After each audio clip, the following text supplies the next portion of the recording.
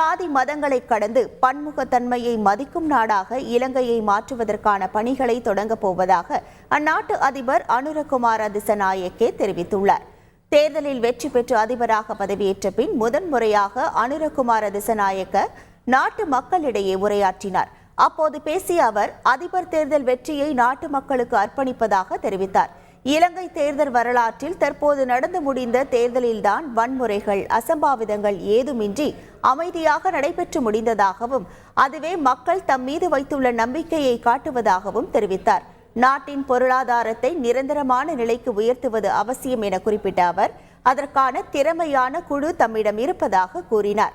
அனைவரது ஒத்துழைப்புடனும் கூட்டு முயற்சியுடனும் நாட்டை மீண்டும் கட்டி எழுப்புவோம் என்றும் அவர் கூறினார். சிங்களராக இருந்தாலும், தமிழராக இருந்தாலும், முஸ்லீமாக இருந்தாலும், பேர்கராக இருந்தாலும், மலையராக இருந்தாலும் அனைவரும் நாம் இலங்கை குடிமக்கள் என்று பெருமையுடன் வாழக்கூடிய வகையில் நாடு உருவாகும் என்றும் அவர் குறிப்பிட்டார்.